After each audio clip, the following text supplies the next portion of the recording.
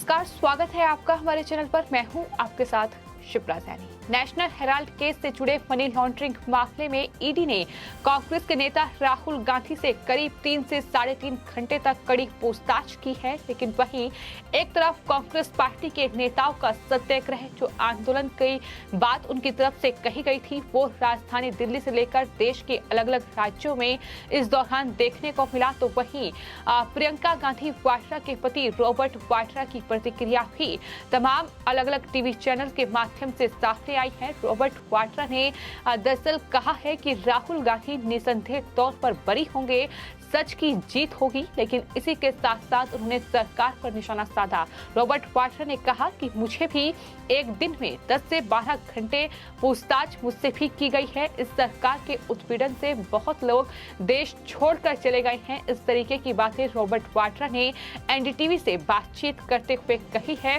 तो आपको ये बता दें कि न सिर्फ राहुल गांधी बल्कि सोनिया गांधी जो कि कांग्रेस की अंतरिम अध्यक्ष हैं, वो भी नेशनल हेराल्ड केस में फिलहाल फंसी हुई हैं।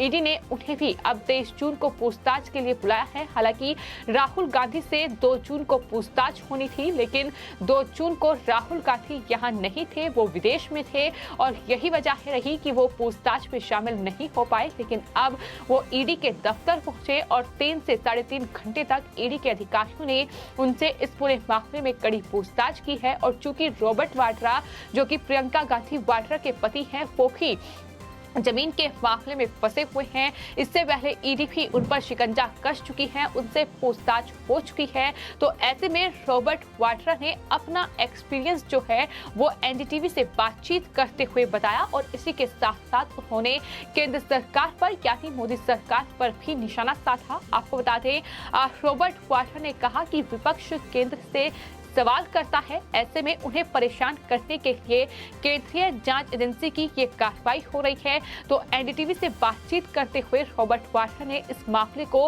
विच हंट करार देते हुए कहा कि ईडी की जांच को लेकर जो मेरा अनुभव है उसके मुताबिक मैंने दरअसल पूछताछ के लिए मुझे 15 बार बुलाया गया है। मुझसे भी एक दिन में 10 से 12 घंटे तक पूछताछ हुई। इस सरकार के सत्ता में आने के बाद से मुझे इस तरह के उत्पीड़न का सामना करना पड़ रहा है। पूछताछ के दौरान एक ही सवाल का जवाब कई बार दिया, ये रॉबर्ट वाड्रा की ओर से कहा गया है। तो हर कोई जानता है कि किस तरीके से गांधी परिवार ने 70 साल तक देश में राज किया, लेकिन किस तरीके के घपले और घोटाले उजागर हुए हैं। फिर चाहे वो नेशनल हेराल्ड केस हो, फिर चाहे वो 2G स्पेक्ट्रम घोटाला हो, फिर चाहे वो कॉमनवेल्थ घोटाला हो, तमाम ऐसे बड़े घोटाले हैं जो कि यूपीए के शासनकाल में ही सामने आई हैं, जिसमें राहुल गांधी से लेकर प्रियंका गांधी वाड्रा, उनके पति रॉबर्ट वाड्रा और यहां तक कि अब कांग्रेस की अंतरिम अध्यक्ष सोनिया गांधी भी फंस चुकी है। यानी कांग्रेस हाईकमान पर ही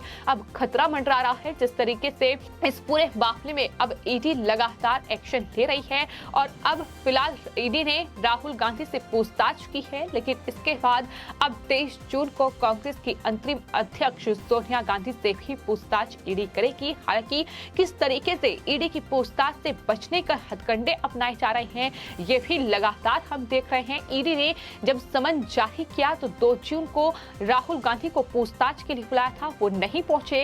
इसके बाद 8 जून को कांग्रेस की अंतरिम अध्यक्ष सोनिया गांधी से भी पूछताछ के लिए उन्हें तलब किया था, लेकिन उस दौरान खबर ये सामने आई कि वो कोरोना पॉजिटिव हो गई हैं। जिसके बाद 13 जून को सोनिया गांधी को ईडी के दफ्तर पहुंचना था, लेकिन अब खबर ये आई कि दरअसल सोनिया गांधी अस्पताल में एडमिट हो गई हैं, वो बीमार हैं। और उसके बाद अब देखना ये होगा कि क्या 23 जून को भी सोनिया गांधी ईडी के दफ्तर पहुंचेंगी या नहीं पहुंचेंगी, ये फिलहाल सस्पेंस बरकरार है। एक तरफ राहुल गांधी और पूरी की पूरी कांग्रेस पार्टी ये दावा करती है कि वो ईडी की इस जांच से डरेगी नहीं, घबराएगी नहीं, वो डटकर मुकाबला करेगी। लेकिन हम लगातार देख रहे हैं कि किस तरीके से पूरी की पूरी कांग्रेस पार्टी बौखलाई हुई है, किस तरीके से राहुल गांधी को आज पूछताछ के लिए ईडी के दफ्तर पहुंचना था, लेकिन उससे पहले ही कांग्रेस ने सत्याग्रह करने की ठान ली और इस तरीके से देश के अलग अलग राज्यों में जो ईडी के दफ्तर हैं उसके बाहर हंगामा काटने की कोशिश की। हालांकि इस दौरान कई कांग्रेस के बड़े नेताओं को हिरासत में भी लिया गया, उन्हें तितर-बितर करने के लिए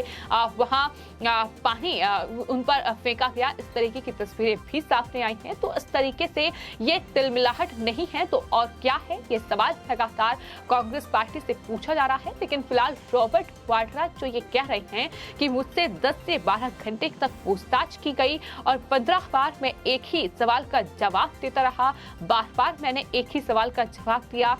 इस सरकार के सत्ता में आने के बाद मुझे इस तरह के उत्पीड़न का सामना करना पड़ा, ये रॉबर्ट वाड्रा कह रहे हैं। तो जाहिर तौर पर पिछले अगर सरकारें थी तो वो उनके ही दामाद थे, यानी सोनिया गांधी के दामाद हैं रॉबर्ट वाड्रा। तो ऐसे में आखिर उन पर शिकंजा कैसे कसा जा सकता था? तो ये सवाल हैं जो लगातार social media users Robert Vadra की इस प्रतिक्रिया पर जाहिर कर रहे हैं। रॉबर्ट वाड्रा ने ये भी बातचीत करते हुए कहा कि वे मेरे और मेरे परिवार के नाम का इस्तेमाल विपक्ष के सवालों को दबाने और खुद के मुद्दों को छिपाने के लिए करते हैं। साथ ही वाड्रा ने दावा किया कि तमाम सवालों के जवाब देने के बाद भी सरकार की तरफ से जारी उत्पीड़न के चलते बहुत से लोग जो हैं वो देश छोड़कर चले गए हैं। रॉबर्ट वाड्रा ये कह रहे हैं कि जब चुनाव होता है या फिर सरकार किसी मुद्दे पर घिरती है तो केंद्र ये सब कुछ करता है। ये जाहिर तौर पर जो कार्रवाई है ये केंद्रीय जांच एजेंसियों की कार्रवाई है, ये ईडी कार्रवाई कर रही है। लेकिन के विपक्ष ने कहीं ना कहीं एक तरीका अपना रखा है कि अगर केंद्रीय जांच एजेंसियां कार्रवाई करेंगी तो मतलब वो केंद्र सरकार कार्रवाई करा रही है, मतलब मोदी सरकार को घेरना है। कि सिर्फ कांग्रेस पार्टी ही नहीं करती बल्कि शिवसेना से लेकर टीएमसी और तमाम विपक्षी दल फिलहाल इस तरीके से तिलमिलाए हुए हैं। जिस तरीके से अलग अलग राज्यों में ईडी की कार्रवाई चल रही है तो फिलहाल ये रॉबर्ट वाड्रा का बयान है जो इस पूरे मामले पर सामने आया है। और सिर्फ एनडीटीवी से बातचीत करते हुए रॉबर्ट वाड्रा ने ये बयान नहीं दिया है बल्कि अलग अलग जो मीडिया चैनल हैं उनसे बातचीत करते हुए